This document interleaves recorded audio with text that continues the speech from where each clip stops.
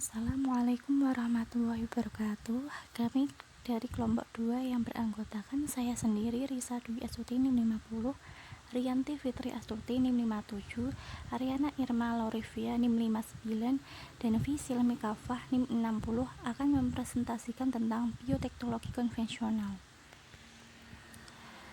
Topik pembahasannya yang pertama ada pengertian bioteknologi konvensional, yang kedua ada pemanfaatan bioteknologi konvensional terhadap beberapa bidang terkait di kehidupan manusia. Yang pertama ada pengertian bioteknologi konvensional sendiri, yaitu bioteknologi yang memanfaatkan organisme secara langsung untuk menghasilkan produk barang dan jasa yang bermanfaat bagi manusia melalui proses fermentasi. Yang selanjutnya ada kelebihan bioteknologi konvensional. Yang pertama ada biaya produksi murah, yang kedua ada teknologi menggunakan peralatan sederhana, misalnya pada pembuatan yogurt, yaitu dengan menggunakan alat misalnya seperti panci, toples, botol minum, dan lain sebagainya. Di lain sisi yaitu alat tersebut mudah kita temui di kehidupan sehari-hari. Yang ketiga ada pengaruh jangka panjang sudah diketahui. Pada bioteknologi konvensional sendiri dapat mengetahui pengaruh jangka panjangnya karena alat dan bahan yang kita gunakan sangat sederhana sehingga dengan mudah teridentifikasi pengaruhnya. Presentasi selanjutnya akan dilanjutkan oleh teman saya. Yang selanjutnya yaitu ada kelemahan bioteknologi konvensional.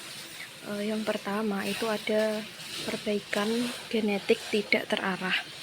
Dan yang kedua itu bioteknologi konvensional itu lebih memerlukan waktu yang relatif lama.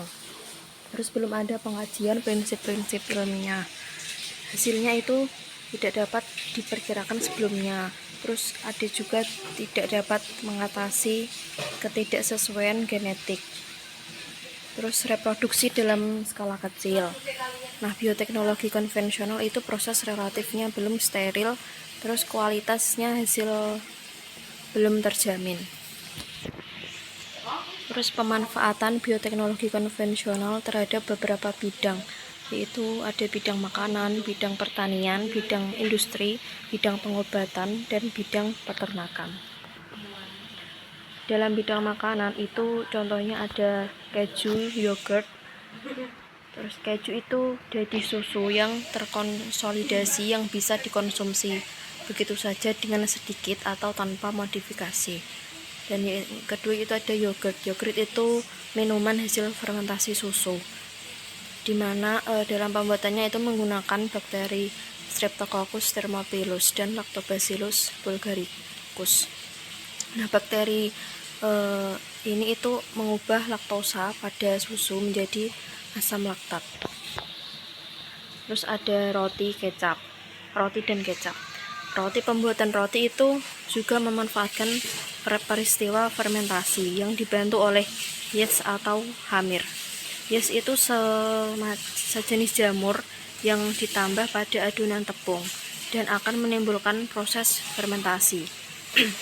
Nah, proses ini itu akan menghasilkan gas karbon dioksida dan alkohol. Dan selanjutnya ada kecap. Kecap itu salah satu produk hasil bioteknologi yang terbuat dari kacang kedelai dengan menggunakan jamur Aspergillus wientii.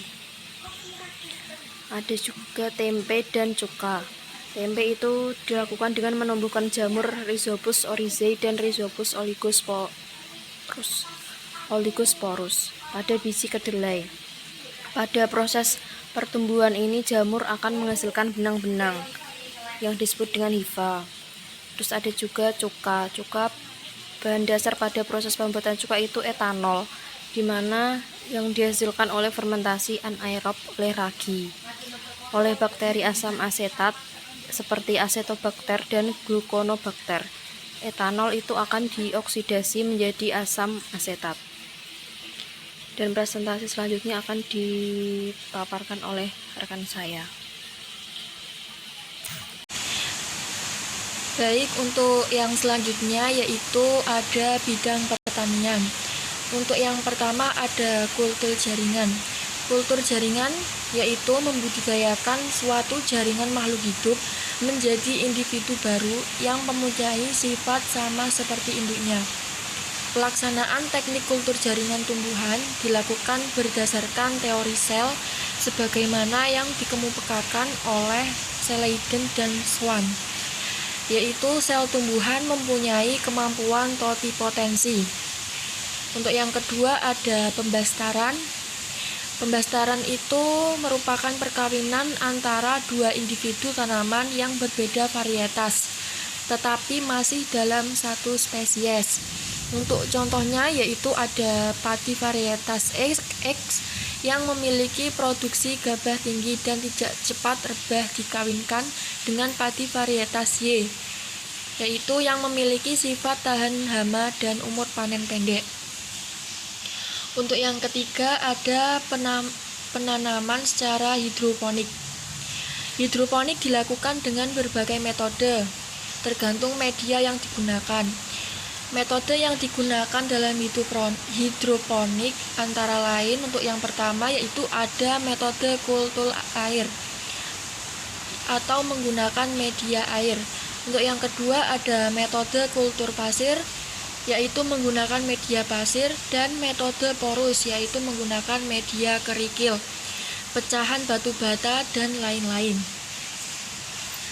Dalam hidroponik tidak lagi menggunakan tanah, hanya dibutuhkan air yang ditambah nutrien sebagai sumber makanan bagi tanaman. Untuk yang keempat ada penanaman secara aeroponik. Aeroponik itu adalah pemberdayaan udara. Aeroponik merupakan tipe hidroponik atau memberdayakan air karena air yang berisi larutan unsur hara disemburkan dalam bentuk kabut hingga mengenai akar tanaman. Akar tanaman yang ditanam menggantung akan menyerap larutan hara tersebut. Untuk yang ketiga ada bidang industri. Teknik bioremediasi yaitu suatu proses pengelolaan limbah yang mengandung zat-zat yang berbahaya atau logam berat menjadi limbah yang kurang berbahaya. Bioremediasi melibatkan mikroba tertentu yaitu diantaranya Xanthomonas campestris dan Pseudomonas fotida. Selanjutnya akan dilanjutkan oleh teman saya. Yang selanjutnya yaitu dalam bidang pengobatan.